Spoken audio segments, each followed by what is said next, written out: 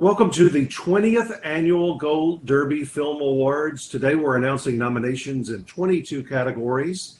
All of these nominees and winners, as also for the other 19 years, are featured on the IMDb pages for each film and performer from the last 19 years. So all of the people you're about to hear today and all the films will be added to that nice group. I'm Chris Beecham, managing editor for Gold Derby. And we've got many of our editing staff joining in today to announce. That includes Latasha Ford, Christopher Rosen, Daniel Montgomery, Joyce Ng, Marcus Dixon, and our newest editor, Denton Davidson, who just joined us full-time a couple of weeks ago after working with us freelance for several years. So we had almost 2,600 people vote for these nominees from around the world. And you'll be able to vote on winners now through February 27th, and we will announce winners at a date we'll decide later on, probably around mid-March is when we'll announce the 2022 winners. So let's get started, and Denton is going to lead us off with the first two categories. And welcome aboard, Denton. All right, thanks, Chris. The first category is Best International Feature, and the nominees are Drive My Car, Flee, Parallel Mothers, Titane, and The Worst Person in the World. The next category is Best Documentary Feature, and the nominees are Billie Eilish, The World's a Little Blurry, Flee, The Rescue, Summer of Soul, and The Velvet Underground. Yeah, these two categories were pretty secure.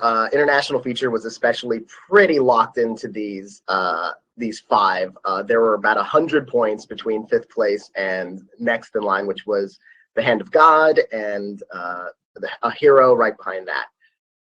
And for documentary, the two films that missed most closely were Ascension and Procession, so the two Shun movies that are major Oscar contenders this year.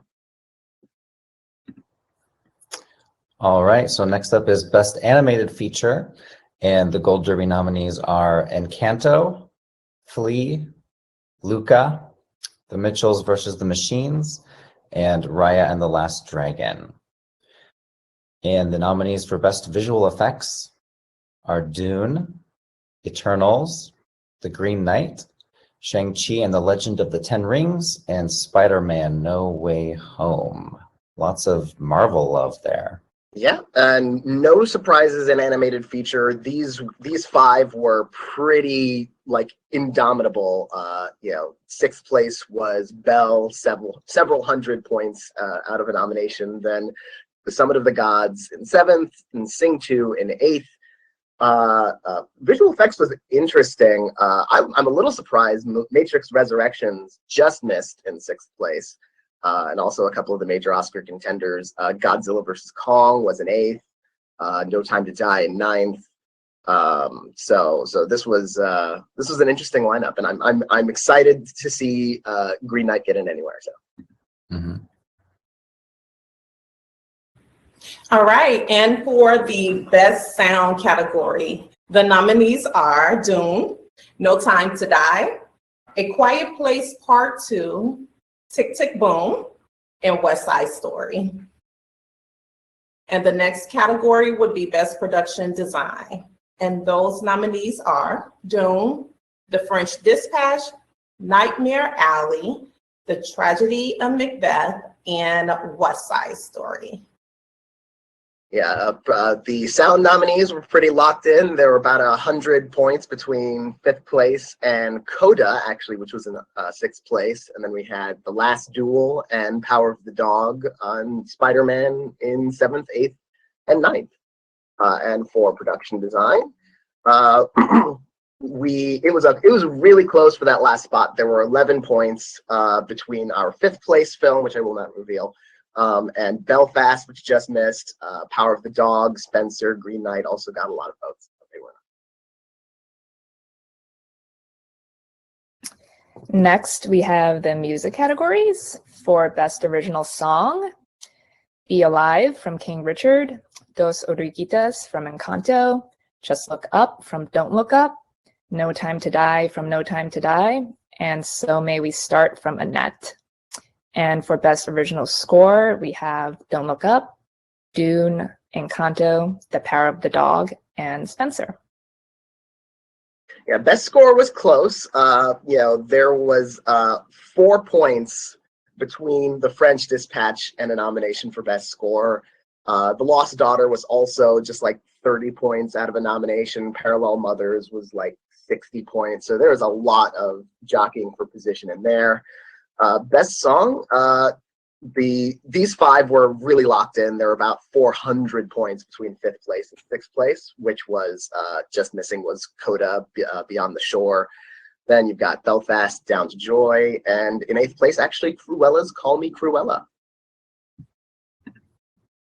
Which brings me to 2 categories that I will be announcing, starting with Best Makeup and Hair.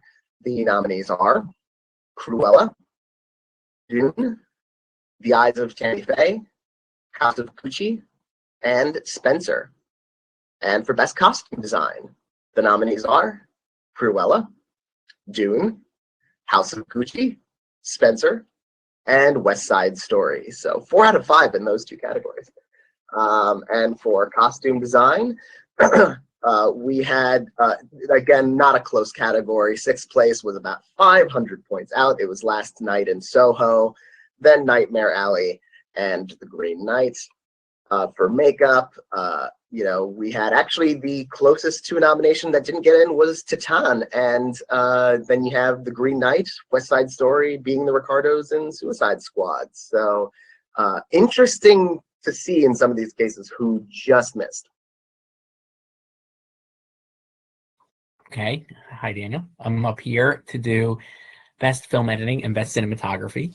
The nominees for Best Film Editing are Belfast, Dune, The Power of the Dog, Tick, Tick, Boom, and West Side Story.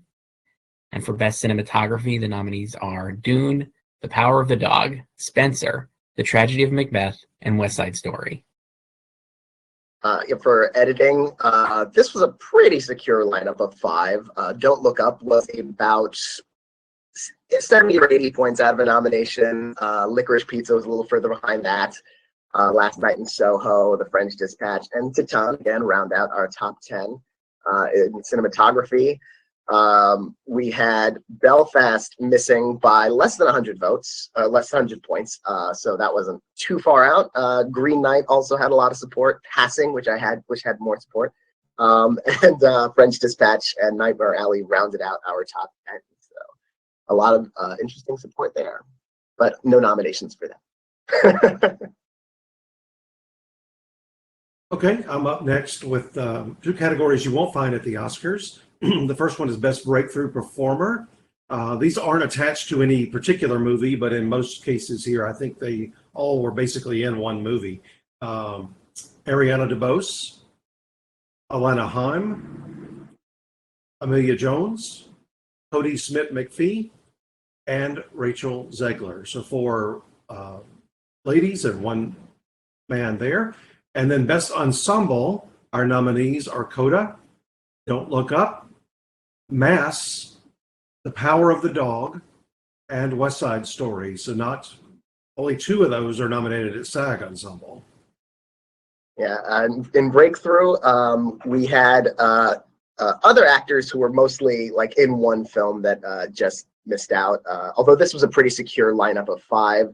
6th place was about 200 points out. It was Woody Norman, who was in Come On, Come On. Then Mike Faced, who was in West Side Story.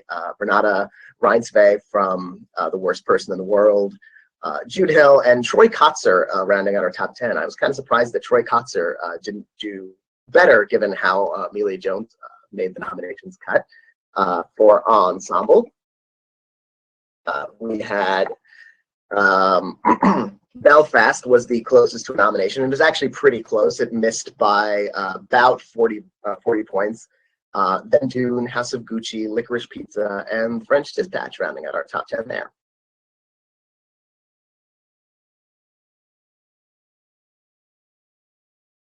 All right, I am back to do the screenplays, and up for Best Original Screenplay is Belfast, Come On, Come On, Don't Look Up, Licorice Pizza, and Mass. And the nominees for Best Adapted Screenplay are CODA, Drive My Car, Dune, The Lost Daughter, and The Power of the Dog. Original screenplay was pretty locked into these five. In sixth place, missing by about 120 points, was The Worst Person in the World, actually. King Richard in seventh, Titane in eighth, Being the Ricardos in ninth, actually one of these screenplays that we're expecting to be at the Oscars, just like King Richard, and Spencer in 10th. Adapted screenplay was a little closer. West Side Story missed out by about 70, 80 points. Then another musical, Tick, Tick, Boom. Passing, again, I voted for Passing, but it didn't quite make it. Green Knight, and The Humans rounding out our top 10 there. All right, it's time for the acting nominations, and let's start with Best Supporting Actor. The nominees are Mike Faist for West Side Story, Kieran Hines for Belfast, Jason Isaacs for Mass, Troy Kotsur for CODA, and Cody Smith-McPhee, Power of the Dog. Yeah, in these categories, I'm always interested in seeing like where the actors who we're sort of predicting for Oscars who didn't get in here, like where they landed. You know, Jamie Dornan ended up in seventh, so he wasn't too far out. Jared Leto was in eighth. Bradley Cooper in Licorice Pizza was in 11th. Actually, the closest to a nomination who missed in sixth place was Vincent Linden from Titane.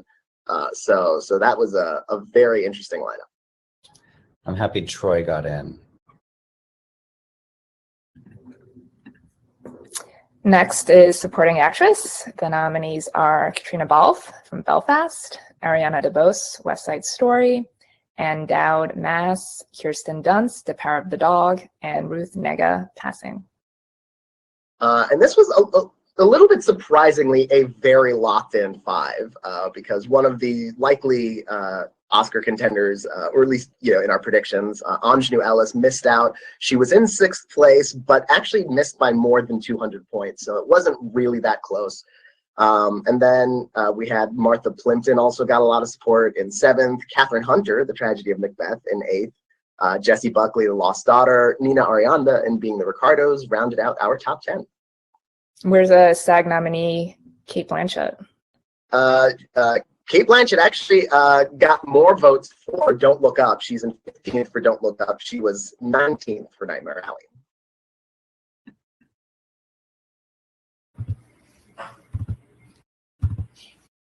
And for one of the most exciting categories, the Best Actor category. Those nominees are Nicolas Cage, Pig, Benedict Cumberbatch, The Power of the Dog, Andrew Garfield, Tick, Tick, Boom, Simon Rex, Red Rocket, and Will Smith, King Richard. Yeah, another interesting category where these five were actually pretty locked in. The closest miss was Joaquin Phoenix for Come On, Come On in sixth place, but he missed by more than 100 points. Some of our Oscar contenders who missed, like major expected Oscar contenders, Denzel Washington for Tragedy of Macbeth was in ninth. I suspect not that as many of our voters had a chance to see that film because it broke pretty late.